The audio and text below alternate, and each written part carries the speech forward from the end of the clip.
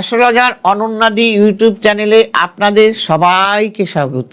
আমরা সবাই কিন্তু সুখ স্বচ্ছন্দের মধ্যে থাকতে চাই এবং আপনাদের আর্থিক দিকটা যেন আমাদের ভালো হয়, কিন্তু সুখ স্বাচ্ছন্দ্য তো দূরের কথা, আমাদের কিন্তু অভাব আর্থিক কষ্ট কিছুতেই পিছু ছাড়ে না। তাই কিছু নিয়ম যদি মেনে চলা যায় তাহলে কিন্তু লক্ষ্মীর আমরা কি পাই, ধন সম্পদ অধিকার করতে পারি, ভালো থাকতে পারি, ভাগ্য আমাদের ভালো হয়। তাহলে সেই নিয়মগুলো আমাদের মেনে চলতে হবে। যেমন হিন্দু শাস্ত্রে ধর্মের নানা বিধি আছে ও জ্যোতিষ শাস্ত্রে এমন কিছু উপায় বলা হয়েছে যেগুলো আমরা যদি মেনে চলি, সেগুলি পালন করি, লক্ষ্মী দেবীর আশীর্বাদ আমরা পেতে পারি।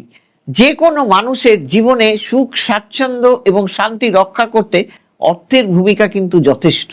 তাই আমরা যদি অপরিষ্কারভাবে থাকি, আমার বাড়ি যদি অপরিষ্কার রাখি, শান্তিতে তাতে বজায় থাকে না, অর্থের কষ্ট হয়। তাই এই যদি পরিষ্কার পরিচ্ছন্ন রাখি, এই পরিষ্কার পরিচ্ছন্ন রাখার জন্য কিন্তু যথেষ্ট ভূমিকা আছে এই অর্থ পাওয়ার ক্ষেত্রে।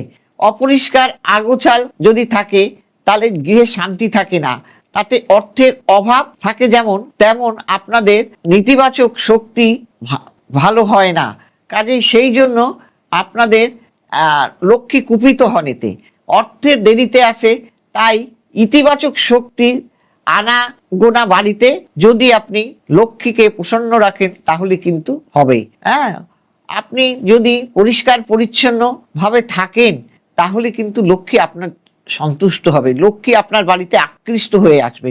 প্রতিদিন গৃহে পূজা অর্চনা করুন এবং আপনারা কি করবেন, প্রত্যেক দিন আপনারা নিম পাতা, গুগুল, হলুদ সর্ষে এগুলো দিয়ে, কর্পূর, লবঙ্গ, এলাচ এগুলো দিয়ে না, দারচিনি এগুলো দিয়ে পুরো বাড়িতে আপনারা ধুনো দিন।